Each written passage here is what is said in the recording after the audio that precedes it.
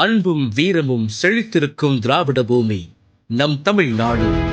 2000 ஆண்டுகால இலக்கிய பாரம்பரியம் சுமந்திருக்கும் தமிழ் மண்.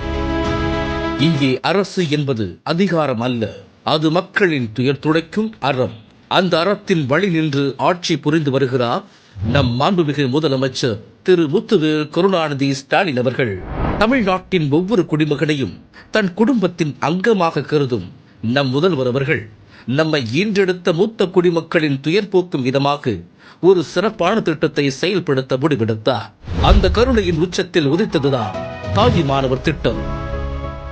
2025 ஆகஸ்ட் 12ஆம் தேதி அன்று மாண்புமிகு முதலமைச்சர் அவர்களால் தொடங்கி வைக்கப்பட்ட தாய் மாணவர் திட்டத்தின் மூலம் 70 வயதிற்கு மேற்பட்ட மூத்த குடிமக்கள் மற்றும் மாற்றுத்திறனாளிகள் இல்லங்களுக்கே சென்று ரேஷன் பொருட்கள் வழங்கப்பட்டு வருகிறது. ரேஷன் கடைக்கு போனால் லைன்ல நிற்கணும், கஷ்டப்படணும், தூக்கின்னு வர முடியாது. முதலமைச்சர் வந்து பார்த்தாரு, மாசம் உங்களை தேடி உங்க பொருள் வரும் சொன்னாரு. எங்களை மாதிரி வயசானவங்களை மனசுல வச்சு திட்டம் தீட்ட முதலமைச்சருக்கு ரொம்ப நன்றி. இந்த நிலையில் குடும்ப அட்டையில் ஒரு உறுப்பினர் 70 வயதிற்கு மேற்பட்டவராக இருந்து மீதமுள்ள உறுப்பினர் 65 வயதுக்கு மேற்பட்டவராக இருந்தாலும் அவர்களையும் இத்திட்டத்தில் பயனாளிகளாக சேர்த்து இத்திட்டம் தற்போது விரிவாக்கம் செய்யப்பட்டுள்ளது. இத்திட்டத்தின் மூலம் மாதம் தோறும் சுமார் 20,75,146 குடும்ப அட்டைதாரர்கள் பயனடைந்து வருகின்றனர்.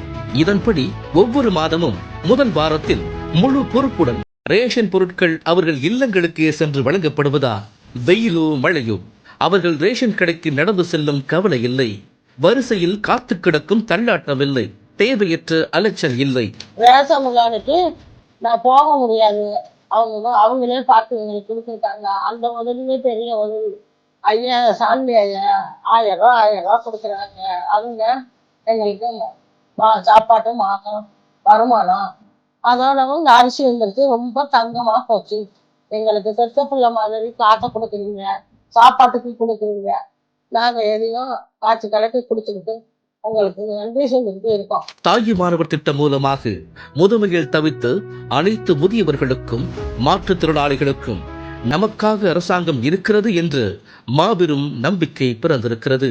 அன்னைக்கு பிள்ளை அன்னமிடுவது போல ஒவ்வொரு முதியவரின் இல்ல வாசலிலும் அரசாங்கமே அன்னமிடுகிறது. முதல்வரின் கருணை கரங்கள் இந்த மண்ணில் உள்ள ஒவ்வொரு உயிரையும் தாயை போல தாங்கி காக்கின்றன. மனிதநேயமிக்க திட்டங்கள் மூலம் தலை நிமிர்ந்து